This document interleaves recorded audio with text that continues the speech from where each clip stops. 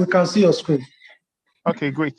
So the outline for today's presentation will follow the following format. I've just given an introduction. Dr. Abraham will be giving a safety briefing. There'll be an opening remark by Dr. Harry, our chapter coordinator. Then there'll be a remark by the NAPE president or national ESCO representative. There'll be announcements by Dr. Kufre. Is Dr. Kufre with us here? Okay, so in the absence of Dr. Kufre, I'll be taking the announcements. Then we'll have the technical presentation by Dr. Ifeanyi. After that, there'll be a review of the presentation by Professor Idara Akpabio. Is Prof. Idara Akpabio with us here? Prof, are you with us? Prof is here. Okay, great.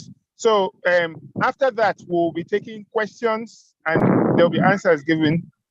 Then finally, we'll be having our closing remarks. The publicity secretary is here too, Dr. Kufre. Oh, great. Yeah, Dr. Kufre, thank you for joining us.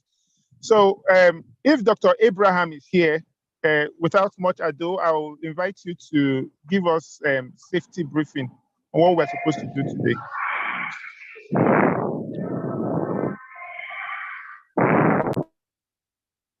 Dr. Abraham, are you with us? Is Dr. Abraham here with us? Okay, if Dr. Abraham is not here because of time, let Dr. Harry give us his opening remark and recognitions. All right, thank you very much, General Secretary. First and foremost, I'll probably do a little brief on the safety, very important, before we go ahead. Remember now that COVID has not completely been eradicated in Nigeria, so ensure that you wash your hands as usual and try as much as possible to stay away from areas that are prone to COVID-19. Observe your normal distancing. And apart from that too, we have several cases of insecurity, especially kidnapping and so on. So please, as members, I want to advise that you take your time and watch your environment so that you all be safe. Also, when driving, observe all the rules. Don't pick strangers on the road because the country, God is helping our country at this phase right now. So having said that, I'll move straight away into the opening remark. I want to welcome everyone for being part of this meeting. This is our second technical session for this year, and we're excited to have you all key in. And I want to recognize especially PE. I just saw him a moment ago, the president-elect, Mr. Elliott. I believe the president will join us anytime from now. I also want to recognize our PS, Mrs. Tubosuna Folayan. Thank you so much, ma, for all your support and for always being around with us. I want to also recognize our technical manager, Mr. Tunde in Lagos. I also want to recognize Professor Idara Akpabio, who is going to be the chairman for this technical presentation. The ESCO is also welcome. We have a very robust ESCO in the person of Professor Idara, Dr. Kufre, Dr. Chimezie, Dr. Abraham, and many others that are still coming in. So on this note, I want to tell you that the Calabar Uyo chapter is doing great, and we're making a lot of efforts to bring in a lot more people into our midst, especially people with like minds, people that studied geology and are related courses. Our students are also very much abreast. A lot of them are here, and more are still coming into this presentation. I want to welcome especially the presenter. He has been with us before during the NAPE YP program, Mr. Ifeanyi Ikueze. Mr. Ifeanyi is a guru, and I thank Harlliburton for sponsoring this and giving us Mr. Ifeanyi to educate us on this topic.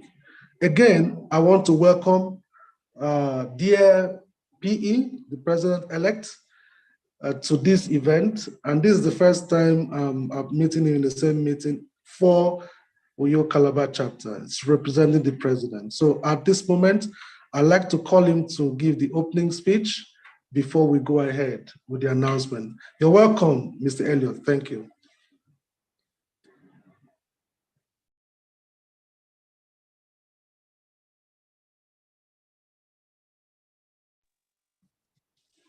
P, please, it's your time to give an opening speech.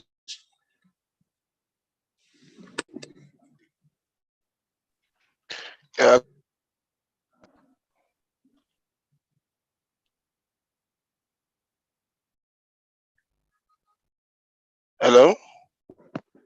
We can hear you, P. Can hear you. Okay, sorry, I wasn't sure you were hearing me here. Thanks, for the intro. I'm also as excited and honored to be at this chapter technical meeting on behalf of the president and of the EXCO. And just want to thank your chapter as well as Harlliburton and Ifeanyi for making time out to give these. I think these kinds of technical meetings during the year really sets us up for our continuing education program, and just appreciative of your chapter's contributions to this course.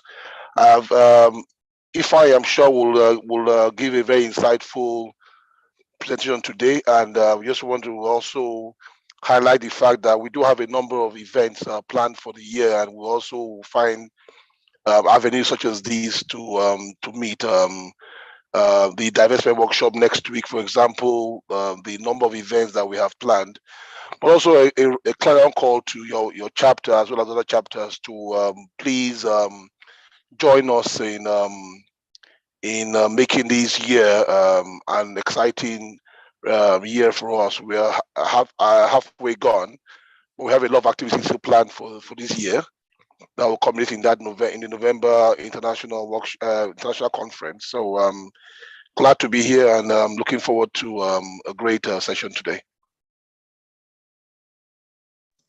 Thank you very much, Mr. President-elect. We're very glad to have you. And so without wasting much time, I would like to hand over to the General Secretary to go ahead. Dr. Chime is here.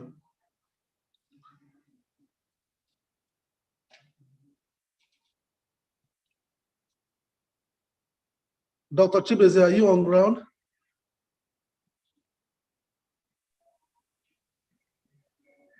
Okay, I'd like to introduce at this time, I'd like to introduce the speaker, the secretary, to share the announcements before the speaker comes on board. And meanwhile, the chairman of today's occasion is Professor Idara Akpabio.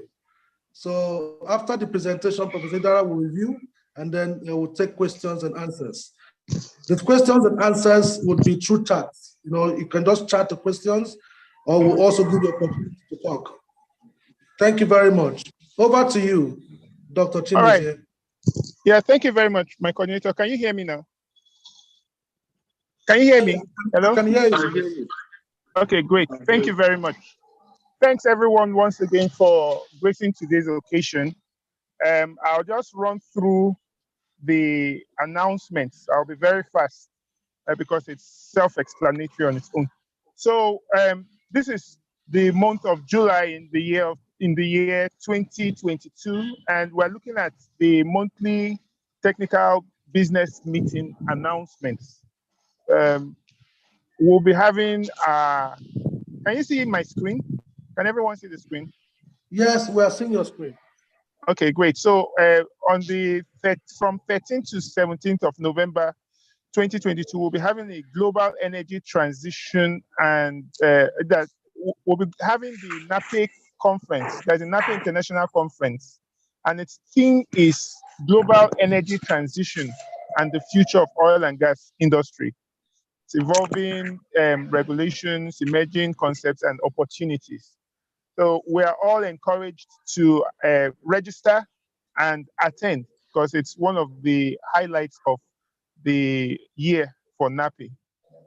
Okay, so if for further inquiries, you can get in touch with Lawrence Oswago on the number presented under the flyer. Okay, so yeah, so we're still accepting abstracts for the conference.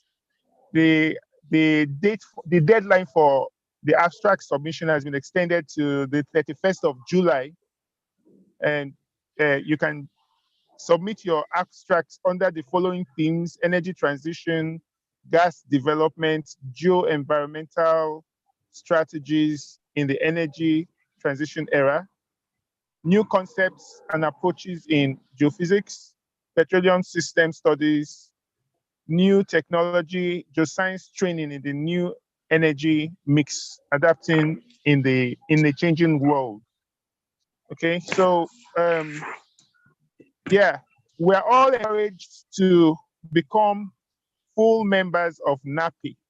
And as you can see on the screen, there are different categories of membership and membership dues.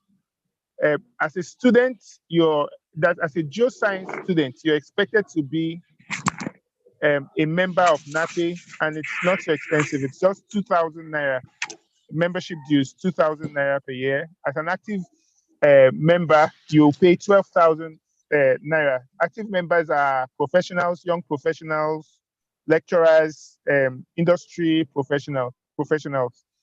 Then associate members also pay 12,000 naira. And then we have corporate members for companies and industries, 50,000 naira.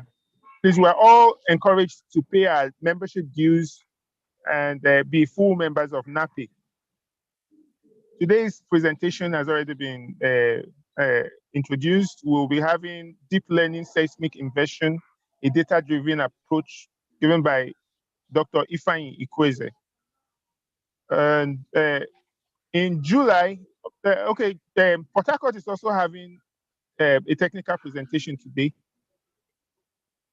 And at the same time, they're having a parallel presentation. So their title is Use of Time-Lapse Pulsed Neutron Technology, Identifying Bypassed Peak Intervals, Case of a Mature Field Onshore Niger Delta, by Mr. Paul Obikudo and Mr. Vincent Onwuchekwa. Okay, so we're also looking at the divestment workshop. It's also coming up this July, on the 21st of July, at Echo Hotels and Suites, VI Lagos, 9:30 a.m. The theme is The Big Sale, Opportunities in the Nigerian Oil and Gas Industry from Asset Divestment.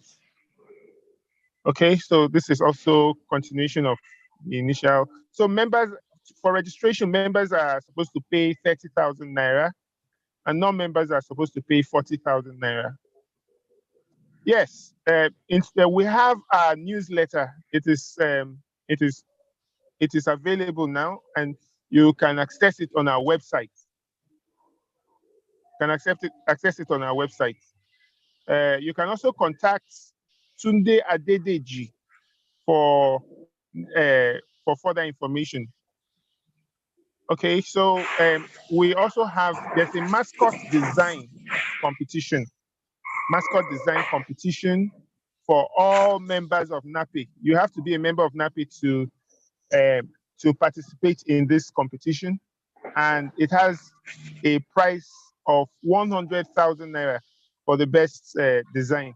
So it's basically about designing logos and mascots. We'll select the best design in the NAPE conference coming up in November in Lagos. Yes, we also have this book donation drive by WIDGE. It's jointly sponsored by WIDGE, that's Women in Geosciences and Engineering, and NAPE UAP, that's University Assistance Program. So it's been on for a while now, and for universities, the deadline for donation of books is the 31st of July. It's been on since 1st of June. So from 1st of June to 31st of July, if you have any book you want to donate to the to NAPI so that we can distribute it to different universities. It's actually a drive to provide e-books, to provide books, hard books and so on to different universities. You can get in touch with Jumoke on the email address given and the phone number. And then we've also distributed some forms to different universities, to faculty advisors and HODs of the different geoscience departments. So please let us key into this. Yeah, there's so many other things highlighted for this year. In July, we have today's technical presentation, and there's a divestment workshop and CPC meeting. Then you have the executive meeting coming up tomorrow, meeting for all executives. And then there's YP capacity building training coming up on the 30th. So I'll take it again. Today's event is on the 14th. On the 21st, we have the divestment workshop. On the 28th, we have the CPC meeting. On the 29th of this month, we have the executive meeting. And on the 30th, we have the YP capacity training. Yeah, I've also already mentioned that date for abstracts has been extended. So thank you very much. Over to you, coordinator, sir. Thank you very much, my esteemed GS. And I believe that everyone listened to that announcement, or to those announcements, and would probably use the opportunity to build capacity and be part of what we're doing globally in NAPI. So without wasting much time, I would like to invite the speaker for today. I want to thank Mr. Ifeanyi. Mr. Ifeanyi is a guru in geophysics, and he had started with his studies in physics, then graduated into PhD programs in geophysics, and has been working for Harlliburton and many other oil companies. He has a lot of experience, hands-on experience in business evaluation, and today is talking to us on deep learning, seismic inversion. So I believe that at the end of this meeting, we'll have a lot to take away, and I want to thank him very much for responding. So without wasting much time, I want to call on the speaker to share his screen and begin. Thank you very much. Happy listening, everyone. Okay, good morning, everyone. PE present, members of the Executive Council, executive members of UO Calabar chapter, and everyone present. Thank you for having me. But before I proceed, please, I'm not yet a doctor. So you calling me Dr. Ifeanyi, are you wondering? So please, I'm not a doctor yet. Thank you. So I will share my screen now.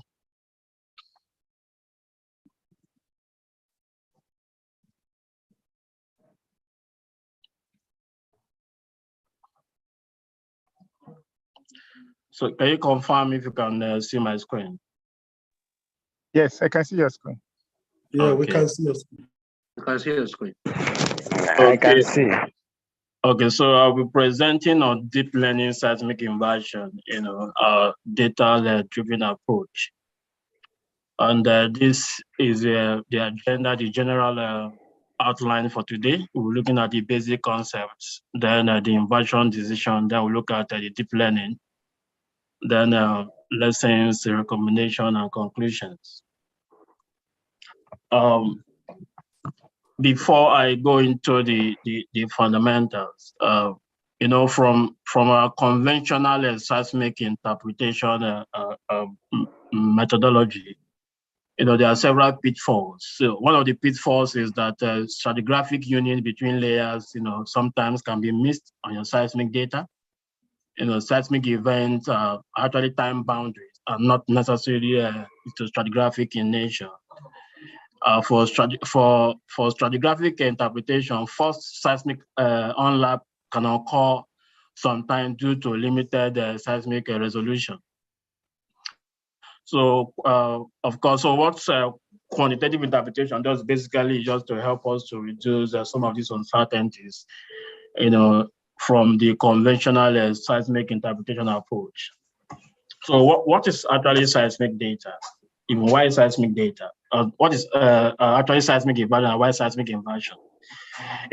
Inversion basically is the process of extracting from seismic data your underlying geology, which give rise to your seismic data.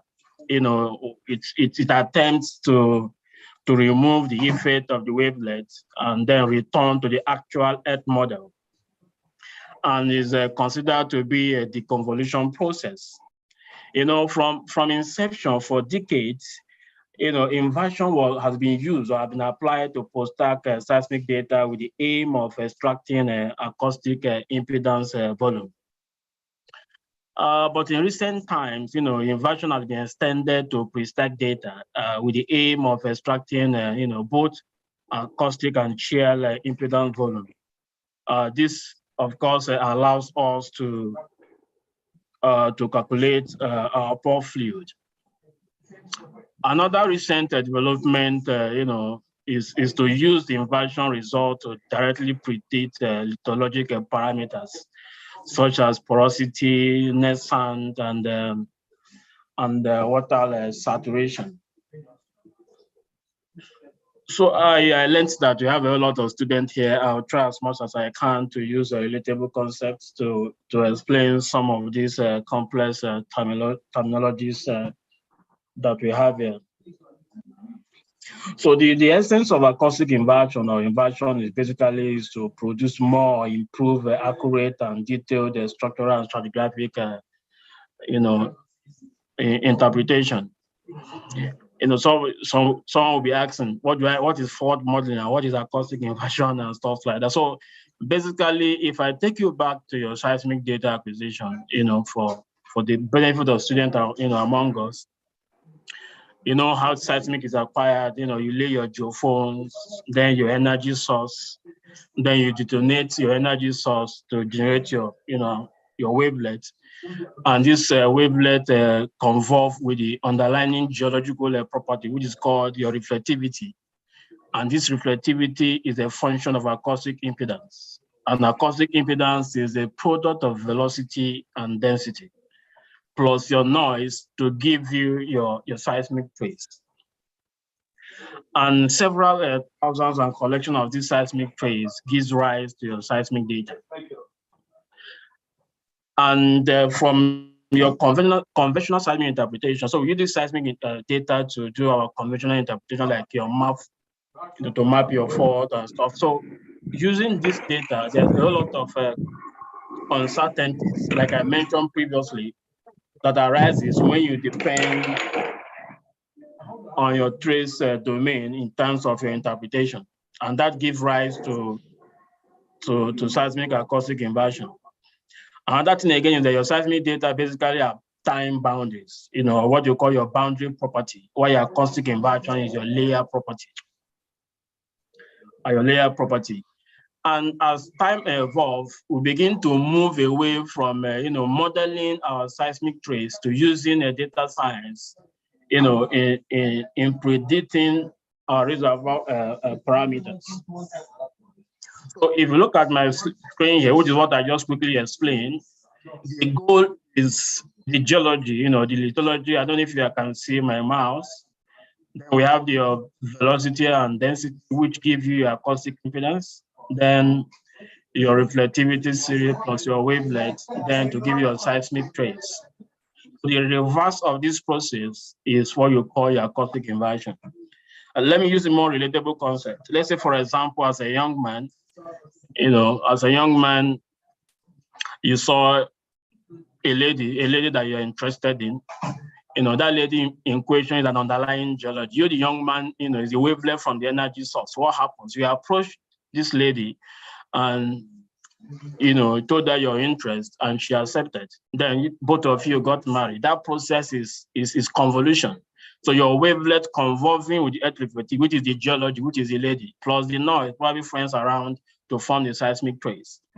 Now, let's see in the process again, probably you guys are no longer interested and you decide to go your separate way. So the process of removing you, which is the wavelength, which is the man, so that the underlying geology can start for better reservoir prediction, that process is called your inversion process. So what inversion does basically is to remove the effect of the wavelength, so that the underlying geology can better be described. I don't know if the relatable concept makes sense. So this seismic inversion objective, seismic trace, like I said previously, give us information at the boundary layer, meaning that it represents an acoustic properties of upper and the lower layers. And what kind of properties can you, or what kind of rock properties can you predict from your acoustic, impedance volume, which I mentioned before? I mentioned of lithology, fluid content, porosity, net to gross, reservoir thickness, and geomechanical properties. So these are just basic attributes. A basic attribute from your seismic, from your acoustic impedance volume, like I explained previously, and these are derivatives. Derivative from, sorry, I hope you can hear me. We're hearing you. Yes, we are hearing you. We are hearing. Loud and clear. We are hearing you. Okay, thank you. So like I was saying, these are basic, so this derivative of these basic parameters, of course, you can get from your impedance volume, your shear impedance, your Poisson ratio volumes, and your compressional P impedance volume. I think sometime in 1997, Goodwell et al. Proposed the extraction of this Lyman's parameter, your lambda and mu, from your seismic volume. And later on, I think Hedlin proposed the extraction of your Porbach modulus. Of course, each of these parameters has a direct relationship with your reservoir properties. For example, your lambda, which is called your incompressibility. Your incompressibility actually gives lithological information, while your mu give information as regards the fluid. But in the subsequent slide, you will see the cross plot and the reason why some of these rock properties are cross plotted. Of course, it is impossible to actually decouple the density from your Porbach modulus. So extracting this information from seismic data is quite, difficult. So that leads us to, extracting and also at the same time cross-plotting them to make meaning from them. So this is the basic workflow, your seismic inversion workflow. First of all, we move from our wells down to our seismic, we integrate them together, then to get your impedance attribute, your shear impedance, Poisson ratio, and P impedance. From there, we move to reservoir properties prediction, like your fluid, lithology, porosity, water saturation. Then again, like I said previously, we'll cross-plot some of these parameters to be able to further validate whatever predictions we are making from these rock parameters. For example, you can see your Poisson ratio against your P impedance. You can see the clear distinction between your sand and shale. You can see the very good, way of discriminating your lithology as in relation to your conventional seismic trace domain. So before we proceed with the seismic inversion, the first question we want to ask ourselves is, what are my challenges? What are the objectives and what are the expectations? Now, the first one I have here is the field phase. In the field phase, the question is, do I want to do it probably for my exploration purposes? Is it for appraisal or is it for production? So the challenges will determine the approach that you use at the end of the day. Another area you might probably want to look at is the geological environment. For example, you propose a well and you drill some well. In the process of drilling, you begin to see some surprises. So those surprises can probably be challenging. So it probably, based on that, I want to, okay, let us probably do inversion to be able to know why we're having these surprises while drilling wells.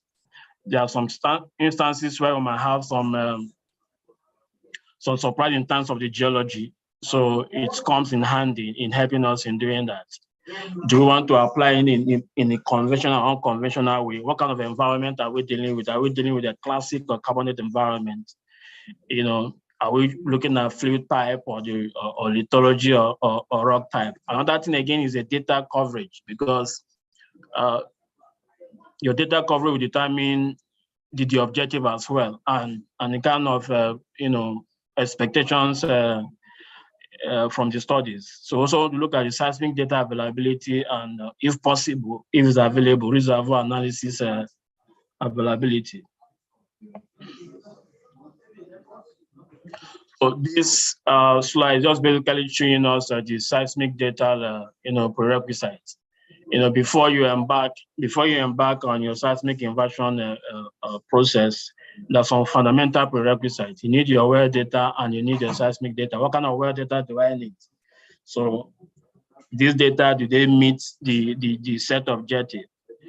If it's not, then I need to QC to make sure that it's actually in the right frame before I can apply it for my inversion workflow.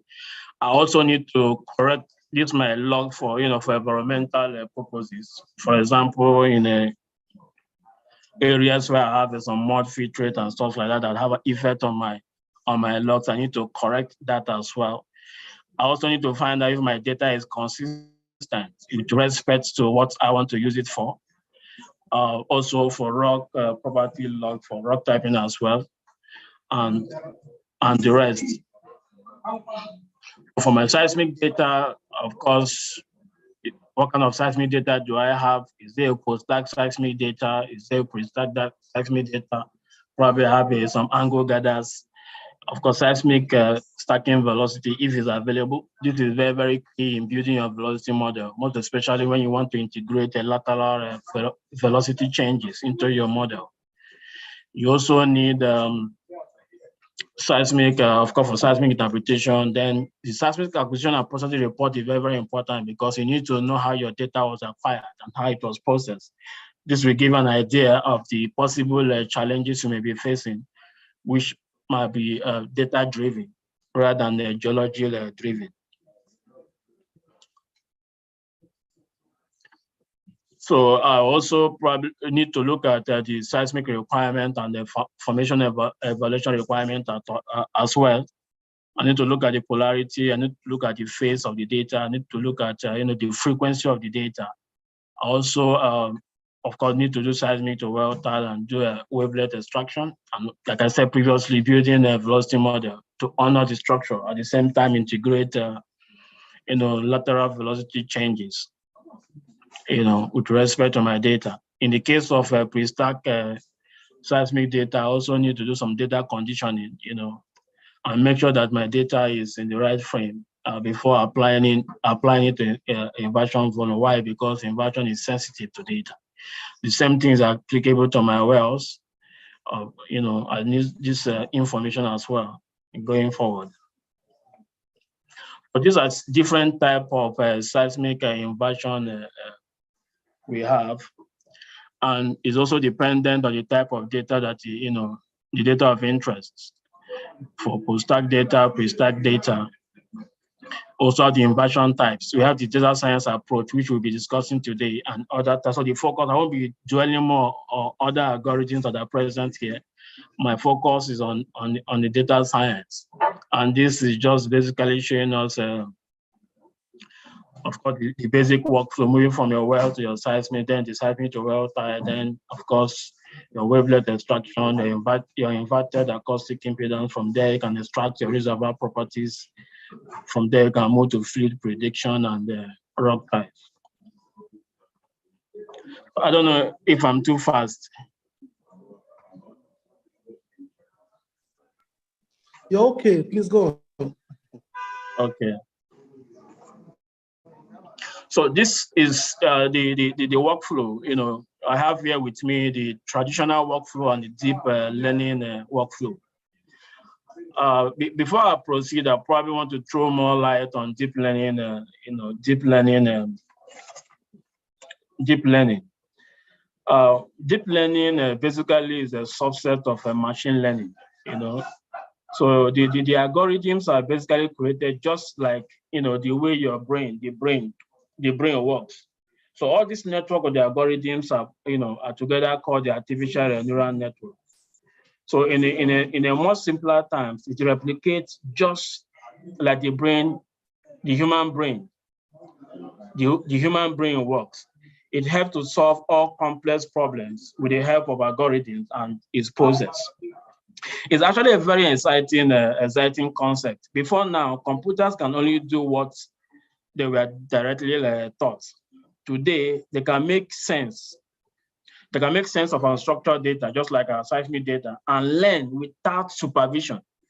And this unsupervised learning from unstructured data is what we call the deep learning. In a traditional approach, what you do basically is to model the seismic trace. But in deep learning approach, what you do is to build a low frequency model, then use it as an input, as a training data, to look at patterns in the seismic data for better predictions. So a neural network basically, is a series of algorithms that endeavors to recognize underlying relationship in your set of data through a process that mimics the way human being operates. So in the traditional approach, the first thing is just to look, of course, you work from your well to your seismic, you look at your sonic calibrations, then selection of your seismic trace around your wellbore, then you proceed to do your well tie analysis, then you extract your wavelet, then you build the acoustic impedance volume, then from there, the low frequency model, and you extract your seismic data. Somebody may want to ask, why the low frequency method?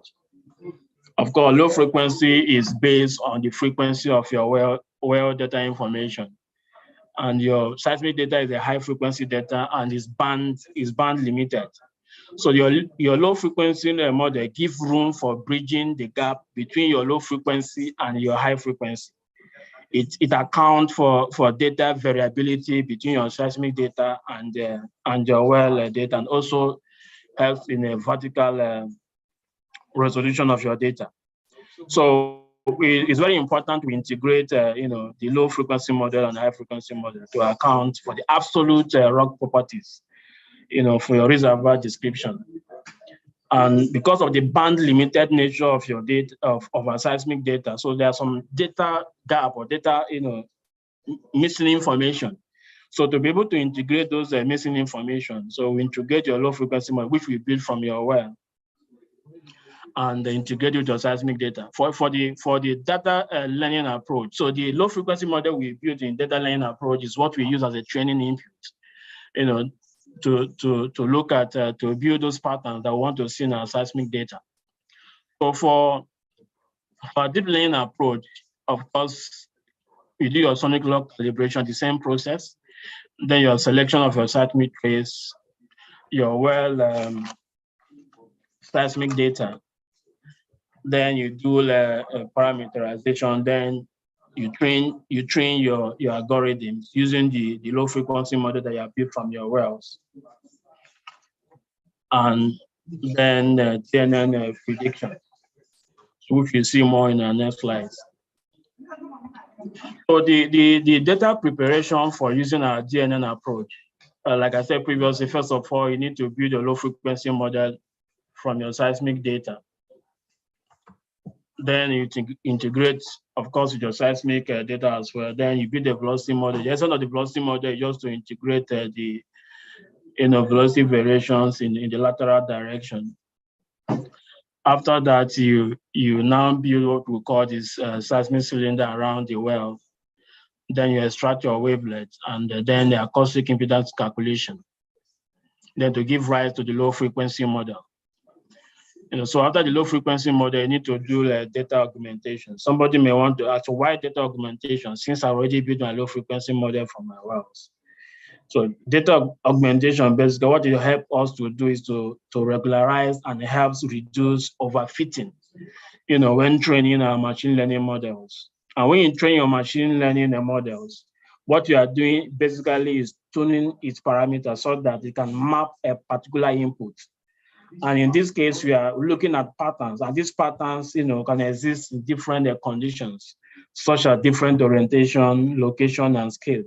So it helps us to increase the amount of, relevant data in our data sets. So after that, again, we do the multi-objective optimization.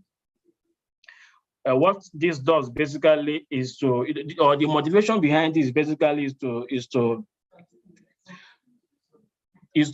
help us solve some complex mathematical algorithms. So it helps us to reduce complicated equations or mathematical algorithms, which consequently simplifies the problem.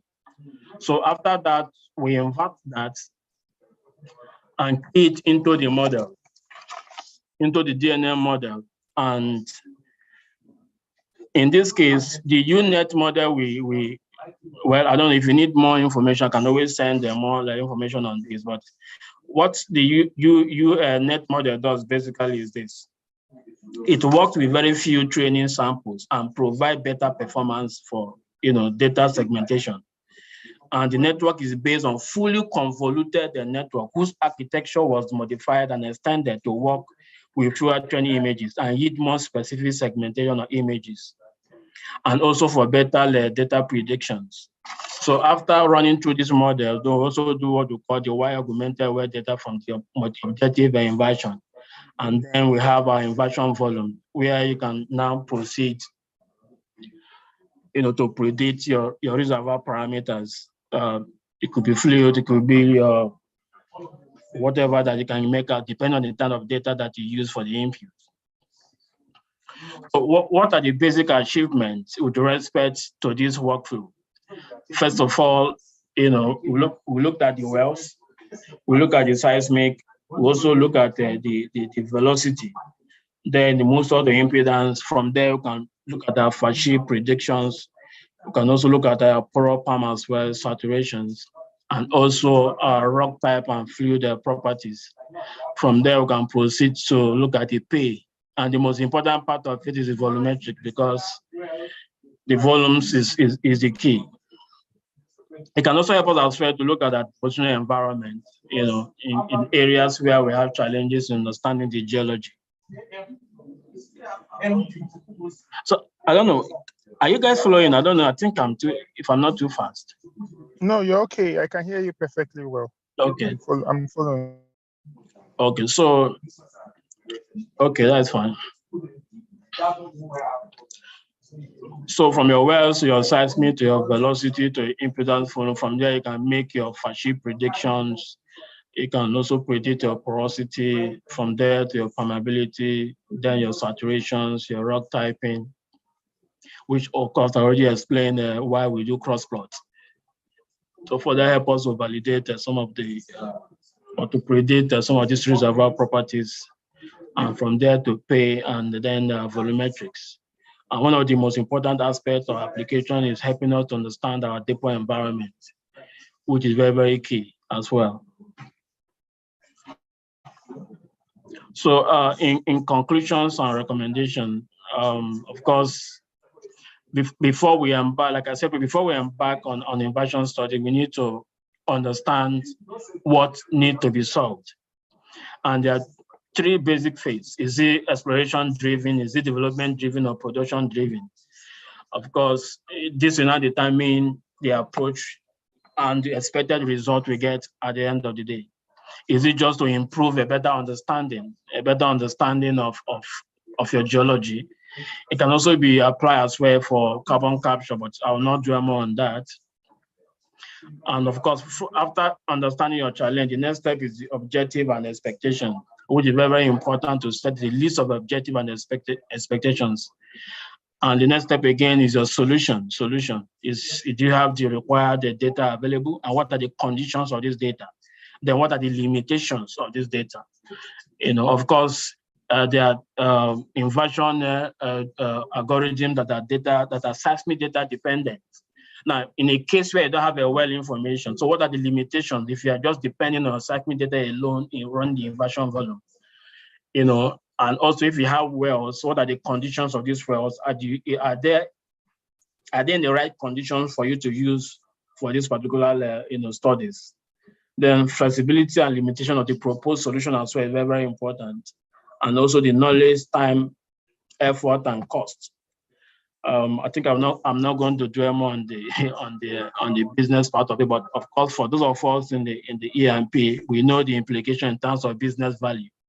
There are three critical areas we might probably want to look at. Will it accelerate our project life cycle? Will it reduce costs and mitigate risk? So these are the kind of things that we have in mind while deciding on the workflow to use in our studies. Thank you. Thank you very much, Mr. Ifeanyi. I believe that everyone got something home, and I want to especially thank Harlliburton for allowing Mr. Ifeanyi to give us this talk and for sponsoring this technical session. Before we move on to the review by the chairman, Professor Idara Kwabio, I'd like to recognize Dr. Anthony Former, the Vice President of NAPE, who was the one that spearheaded this sponsorship. I thank you so much, sir, for your love for geoscience and for Nigerian universities. And then I also want to recognize the former coordinator of Abuja chapter, Mr. Ehi Bazwaye, the coordinator of Warri chapter, Mr. Wilson Osum, a great man. And I also want to recognize other chapter coordinators. Chapter coordinators are here. I can see our former treasurer, or our treasurer, Madam Professor Juliet. Thank you so much for finding time to be here. And other of the executive members, Okechukwu Agbasi, Sheyi Oyatade, and others that I introduced earlier on. And so before we move on, I would like to just have a short speech from the sponsor, representing the sponsor, the Dr. Anthony Former. I hope my vice president is here, just for a short speech, the sponsor's message. Thank you. Yeah, thank you very much. Can you hear me? We can hear you loud and clear, sir. All right. Thank you very much, Uyo and Calabar chapter, for putting up this. Harlliburton is pleased to sponsor this technical session, and will continue to do that as resources are available. Not sponsoring that is the only thing. We also try as much as possible to provide resource persons to deliver this type of presentation. We are not only limited to sponsoring and presenting. The universities can also, from time to time, if they organize probably their Students' Week and all that, when they call on us, once we're available, we'll be able to come and then do something too.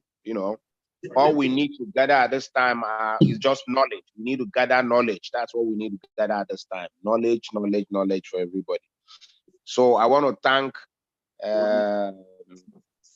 your chapter, your Calabar chapter, for getting the number of participants I can see on this platform.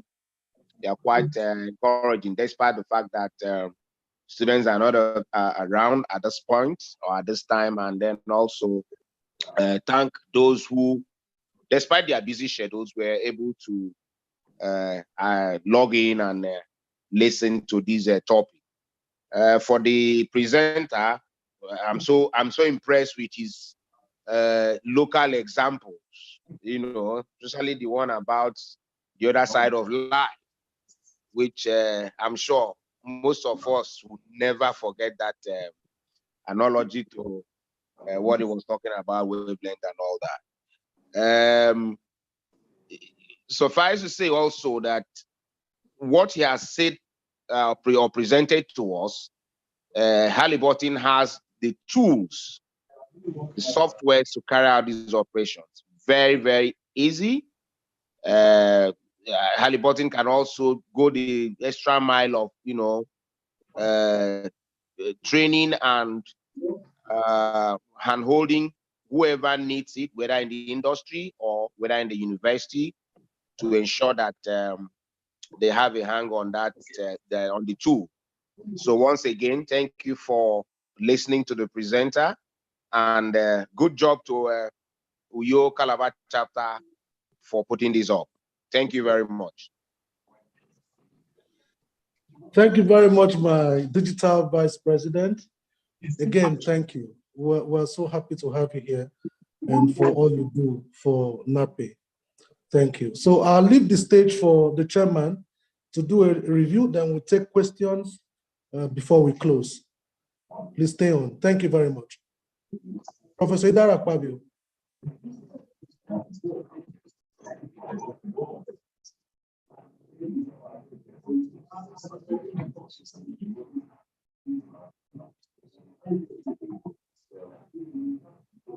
Prof, are you on board? Can you hear me?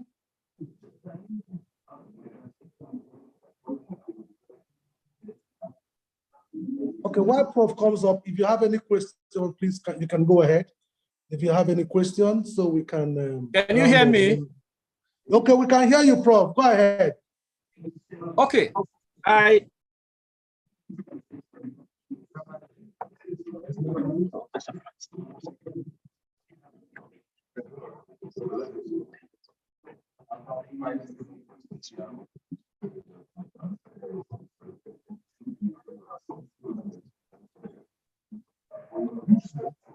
Prof, maybe you need to unmute. We can't hear you. I can't hear you. I don't know if anyone is hearing you. Hello? Yes, I can hear you now. Can you hear me? Yes, yes. Okay, thank you very much. I want to say a big thank you to Dr. or Mr.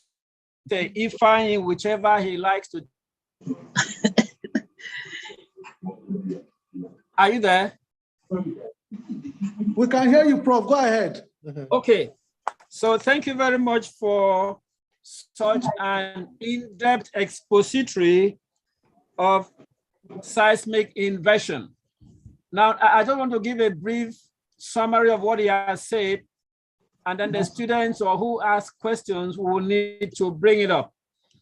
For the interest of our students that are here, seismic inversion is just like he said, very simple. Now, the interest of the geologist or geoscientist is to get to the rock properties. But when you're running seismic, what you get are merely reflectivity data. And so your ability to be able to convert the reflection data to rock properties is what really makes good the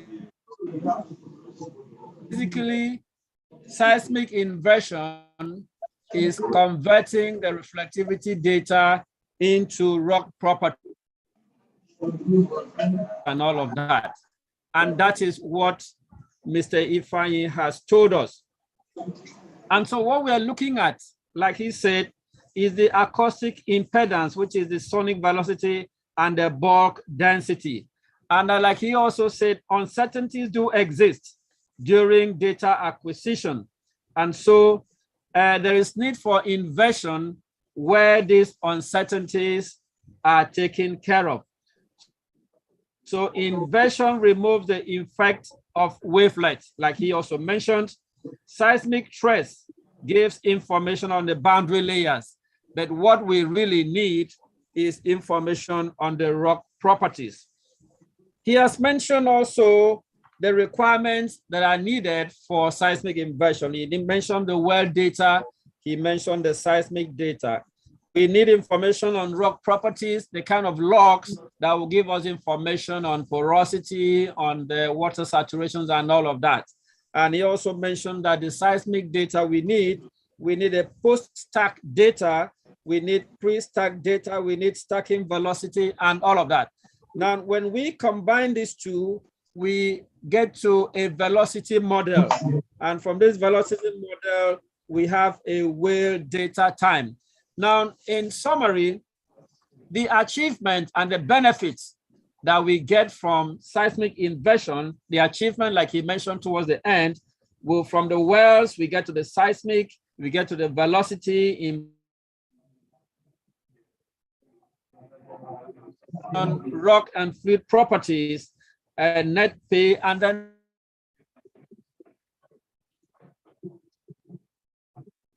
of seismic inversion.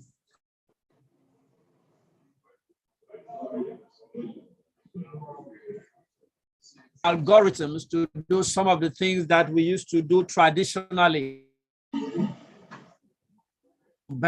So rather than continue to do it the traditional way, we develop algorithms that will do what we are supposed to do manually, and that is the deep learning aspect of it. I want to say once again that Mr. Ifeanyi has x-rayed really the seismic inversion process. And I'm sure a lot of us here, if not all, have benefited from that lecture.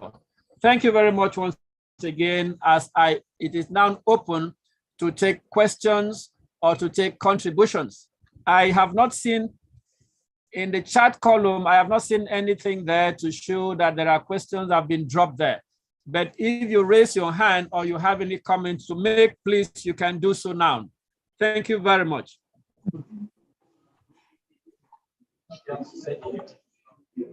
There is a question at the Q&A. Okay, so also Precious, okay, so for the answer to your question, of course, like I mentioned in my presentation, there are challenges, of course, in relying on modeling just your seismic trace, and from there your inversion volume and rock predictions. So what deep learning does, of course, there have been challenges of, I would have loved to share some success story, but unfortunately, I don't have that permission to do that because these are client data information, and Halliburton, we are a service company, and we are not permitted to share some information. So I would have loved to show you a real life scenario, so they can see the difference between the conventional method and the deep learning approach, most especially the problem with there's in the Middle East, which I've not mentioned them. They have some challenges. We deploy these tools, and they were able to solve the problem for them, more accurately, and it helps to resolve their challenges. I'm sorry, I cannot be able to share that because I'm not permitted to do so. But I wanted to know, what I want to know is that their prediction is, accuracy is quite high and very good in predicting your reservoir properties, better than the conventional method that rely on modeling your seismic trace rather than looking at seismic patterns. Making use of the machine learning approach, in these predictions. Okay, thank you very much. Thank you very much, Mr. I have a question. Yes. I have a question. Hello, are you there? Go ahead. Okay, please, my first question is, we have post-stack seismic data and we have pre-stack. Which of them is really advisable, or should I say the best to use while carrying out seismic inversion? Which of them will give a better resolution or a better imaging of, that's my first question. Okay. Then the second question is, in the traditional seismic inversion, which I am very conversant with, after the wavelet extraction, the seismic tie, and all that, we do generate the model of the acoustic impedance. Thereafter, we now go to generating the acoustic impedance volume, from where we now get other properties like the Poisson ratio, water saturation, and the likes. Now, I want to ask, in the deep learning seismic inversion, do we still need that model, that AI model? That is it still a model-based process? That is my question. Those are my questions. Okay, let me start from the first one. Okay.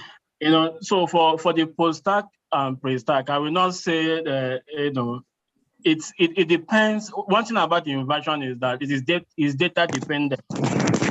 If what you have is a post-stack data, that is what you can naturally work with. If you have a pre-stack data, of course, you can always work with that. But what I want to quickly point out is this. For your post-stack data, what you get basically is your computational, your P impedance. And the most you can make from it is lithology prediction, probably Fashio prediction. Okay. So you cannot predict fluid from your post-stack data. Why? It's because it doesn't have the behavior effect. Since your changes in VPVS ratio are not accounted for, you cannot use that to predict your fluid. So for fluid prediction, you need a pre-stack data or angle limited stacks. Okay. Are you okay with that, Dr. Sorry, Dr. Kufre? Yes, that's for the first question. The second one. Okay. So for the second one again, of course, you move from the known to the unknown. Like I said in my presentation, the first thing you do is to build your low frequency model.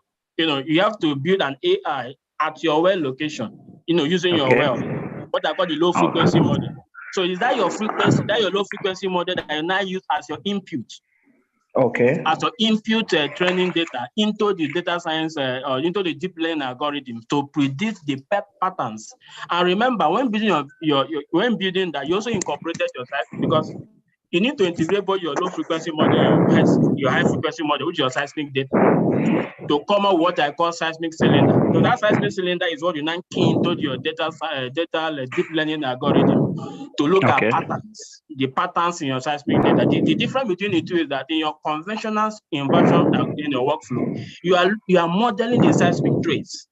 But in this case, now you are looking at patterns in your seismic data. That's the difference. Okay, I think I've gotten it now. Okay, sir. It's okay, thank you very much. Thank you very much, Dr. Kufre. Thank you, Prof. Thank you, Prof. No. In the absence of any other questions or comments? Yes.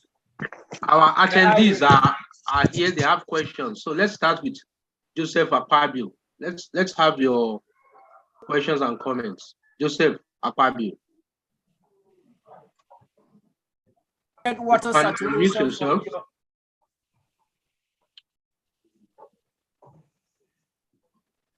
Okay, if Joseph is not ready, what of Ukefia Nelson? Okay. Now we have some questions. Hello. Can I ask question now? Okay, Felix Obere is here. You can go ahead. Okay, thank you very much. Sorry, I joined late and I'm calling from Lagos, so I'm get crashing. So thank you for the good presentation. So what are question and clarification? So one is, you use deep learning to do the inversion. So deep learning is doing, like the prof said, you're doing what you can do originally manually. So what I want to clarify is that when we say new method, so what I wanted to find out is, we have a simultaneous inversion. That's what you have been describing. Other part of describing is simultaneous. So the newer part of inversion is what we call fascist-based, which actually don't use low frequency model, which you are building or guessing. So what I actually wanted to know is your algorithm at the background, is it following the pattern of fascist-based? In fascist-based inversion, you don't guess any low frequency model, and the outputs are as much as you can describe: porosity, V-shell, V-clear, and what have you. So, to summarize my question, is this lending towards simultaneous, or is it lending towards fascist-based? Okay, so in responding to your question, what I just basically did is to share a workflow, and the result you get at the end of the day is dependent on the types of data that you have. If you are dealing with a post-stack data, of course, if Fashi or lithology you can do at the end of the day. But if you are dealing with your angle stacks or angle limited stacks, you can do both Fashi and fluid. So it's actually dependent on the data you are using. Now, okay. for simultaneous inversion, what it does basically is to invert for your ZP, ZX, and possibly your density using your pre-stack angle guidance as input. And the benefit of this particular workflow is just to allow you to constrain, your constraint to be imposed within these variables. And I think another thing I want to point out again is that, hello, can you hear me? Yes, we can hear you. Go ahead, please. So this can actually stabilize the result and reduce the noise. So the best way to go about it is, even in simultaneous inversion, you need your pre-stack angle guidance to be able to do that. To be able to generate your shear impedance, your P impedance, and if possible, your density impedance. And for the normal acoustic inversion, which basically make use of a post-stack seismic data, the maximum you can get is your P impedance, and you can also only do Fashi prediction and the lithology prediction. You cannot talk about fluid because the AVO response, the AVO VPPS ratio is actually missing your seismic data. So it's dependent on the kind of data you are using that will determine the predictions you do at the end of the day. I don't know if Mr. that answers your Felix, are you good with that? Okay. So, sorry, I'm kind of interjecting. So my experience, at least my last experience before I left, is so I use angle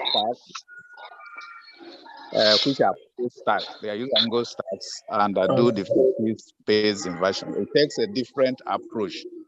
So what I've attempted, and during that process, I kind of apply all kinds of deep learning at different stages. So it might be good to know, because if I want to get this tool, am I able to achieve that? That's what I know the answer now, but just for the general public listening, if you're doing the newer fascist based investors, which are just 5-6 years old in the industry, you use your post-stack angle stacks, and you don't do low frequency model, because that's the gaze. You're gazing a model. What provides your model here is the depth trend analysis. So whatever your depth trend analysis concludes, which means I can take that model, go to any other place, and I can still invert. So it's just a learning process, but I understand what you're saying. Thank you. Okay, thank you. All right, thank you very much. We can't take any other questions at this time. So I would like to tell the chairman to round off because we're out of time. Any further questions, you can reach Mr. Ifeanyi on the email on the. I have sent chat online there. Yeah. I've submitted a chat, but I've not been told to speak on stuff on it. Hello? Oh, okay, can you go ahead? Just briefly, go ahead. Go ahead, please. Go ahead, please. Joseph Atat, right? Yes, go ahead, please. Okay, my own is like a kind of a request. I want to thank the sponsor. Then I also want to thank Dr. Mr. Ifeanyi too. Then I really want to know the approach he's using, the data-driven approach.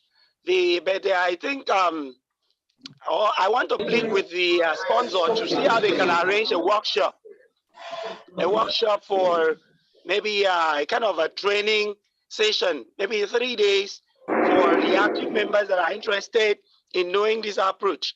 And that should take place possibly in a workstation to be able to know exactly how to go about it.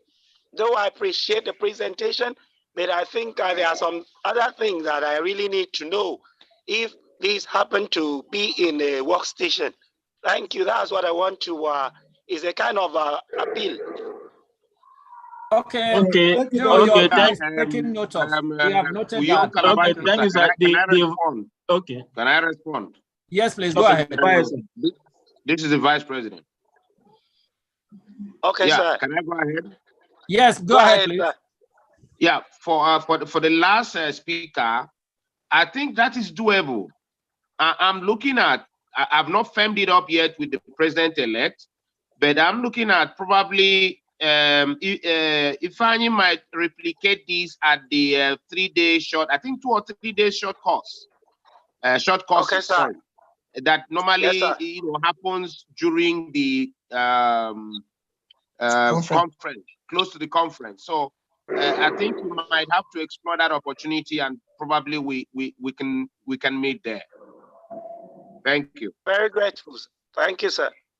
Thank you very much. Thank you, Mr. Chairman. I think I want to take off from this time. Go ahead, sir. Out of time. Every other comment, please, you can send us a chat or email Ifeanyi directly. I believe that you will respond. Okay, so at this moment, I want to tell everyone that this particular presentation will be on our YouTube channel. If you just browse NAPE YouTube channel, you should be able to get all the presentations we've made in the past 1 year. And Tunde is there to always assist if you have any issues. So once again, I want to thank our president, represented here by the president-elect, Mr. Elliott. He talked earlier on. I want to also thank the representative of the sponsor and our vice president, Mr. Dr. Ufoma, Anthony Ufoma, and all the coordinators, the chapter coordinators here. I saw Mr. Wilson from PTI, coordinator for Warri, and I also saw Dr. Dean, the coordinator for OCA Warri chapter, and every other person, the executive committee for Calabar chapter, the students, every professional, everyone that linked into this technical session. I want to say a big thank you. So I look forward to seeing you again in our next meeting, coming up probably next month. So at this time, I want to say thank you and goodbye. You can just open up your video so I can see your faces and probably take a picture. Thank you very much one more time. Please just unstop your video so we can see your lovely faces. Thank you. Yeah, Dr. Ari, just to add at this point, Dr. Harry? Yes, I can hear you. Yeah, this is Dr. Chris Jackson, NAPE editor-in-chief. Oh, my EIC, you are here. You're welcome, sir. I didn't even know that. Thank you very much, sir. And very importantly, I want to mention to us about the call for abstract for NAPE conference 2022.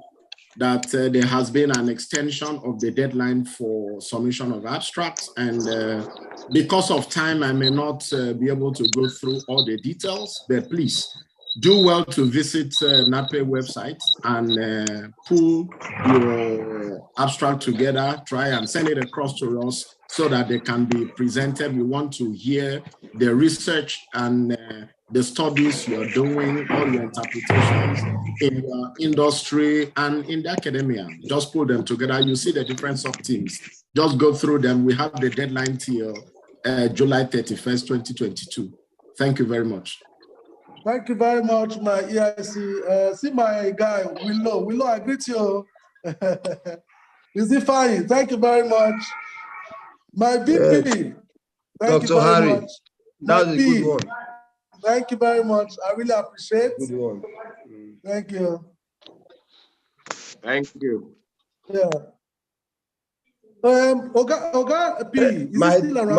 I had a question. My P, are you still here? Yeah, I'm here.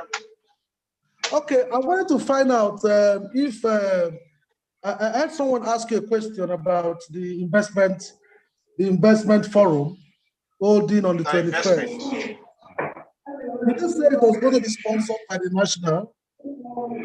The divestment workshop. Yeah, divestment conference. So it's a fee-paying workshop for the 21st. I didn't catch that question, but it's a fee-paying workshop, yes. Okay, but I guess for the caliber of people who have been invited to come and provide some insight.